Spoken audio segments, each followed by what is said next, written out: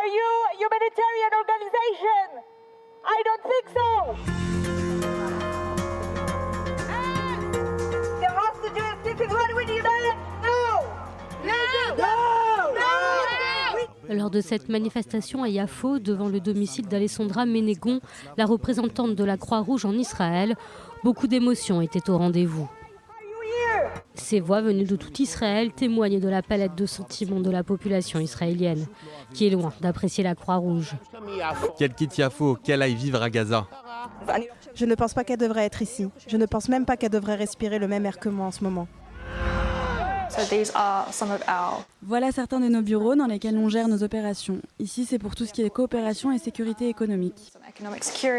Cette semaine, nous avons reçu l'autorisation de visiter les bureaux de la Croix-Rouge internationale à Jérusalem-Est, un organisme qui agit discrètement et qui n'a pas tendance à s'exposer.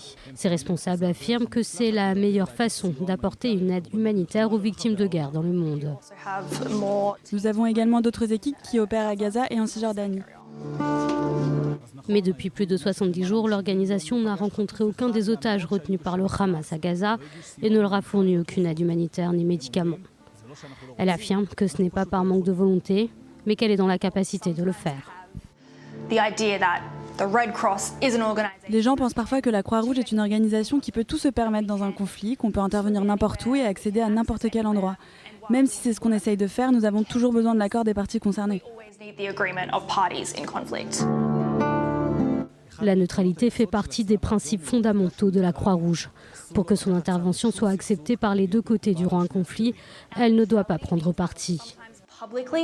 Notre devoir de neutralité signifie que parfois, en public, on ne mentionne pas certaines choses, pour qu'en privé, on puisse dire ce qui doit être dit dans une discussion directe avec les personnes concernées, avec le Hamas. On sait alors qu'on peut avoir ce dialogue et qu'on peut communiquer avec eux.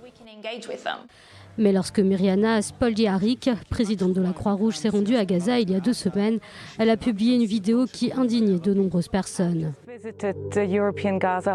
Je viens de sortir de l'hôpital européen de Gaza et je n'ai pas de mots pour décrire ce que j'y ai vu. Ce n'est qu'au bout d'1 minute et demie qu'elle a mentionné, sur un ton presque désinvolte, les Israéliens enlevés. Il faut protéger les droits des otages. Lorsqu'elle est arrivée en Israël, le temps d'une courte visite, elle a rencontré les proches des otages qui n'ont pas été tendres avec elle. Mon fils est asthmatique. Voilà son inhalateur, assurez-vous de lui faire parvenir. Je ne sais pas où il se trouve à Gaza, mais il en a besoin. Selon les enregistrements obtenus par la journaliste Yolan Cohen, le ton de la réunion en disait long.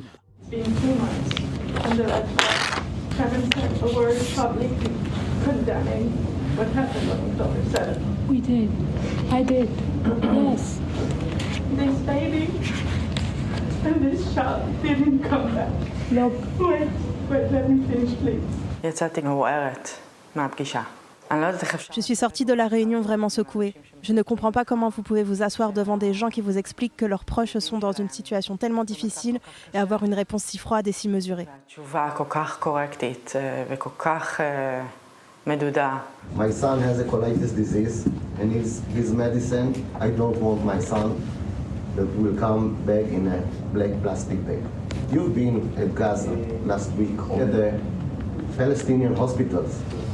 If they afford you to go inside Gaza, you need to ask or maybe to condition it by medicine for our kids or beloved that are injured and they are. Les familles ont également évoqué la vidéo de Mirjana Spoljaric, tournée à Gaza. I thought the ICRC is going only on one side. So I'm asking you, if the Hamas don't give you any operation to go to the hostages or to give us a sign of life, don't go inside Gaza. Israël et les familles des otages attendent de la Croix-Rouge qu'elle prenne clairement position contre le Hamas. L'organisation affirme qu'elle ne peut pas le faire. Il faut faire pression sur le Hamas. Ça ne marchera pas, car plus on exerce une pression, plus ils vont fermer la porte. Je ne suis pas sûr de ça. Ils se braqueront. Si une organisation comme la Croix-Rouge, qui dispose d'une tribune aussi importante et de nombreuses connexions à l'international, condamnait le Hamas, cela pourrait changer la donne dans le monde entier. Et cela pourrait aussi changer le cours de l'histoire pour le sort des otages. Il y a environ 3 semaines, Israël a retenu son souffle lorsque des otages ont été libérés et se sont rendus de Gaza à Rafah, en Égypte, à bord de jeeps de la Croix-Rouge. Cela a suscité des critiques selon lesquelles l'activité de l'organisation se résumait à offrir un service de navette. Vous êtes de simples taxis, des Uber. Vous devriez avoir honte. You call it Uber, you call it taxi, you call it not enough, and I might even agree not enough, but everything we could, we have done it. Maybe we're only a taxi, but we did it. Nobody else did it. We did it. Go.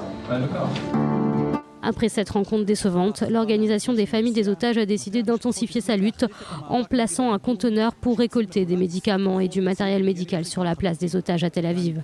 Ils ont l'intention de le transmettre au bureau de la Croix-Rouge et de là à la frontière de la bande de Gaza.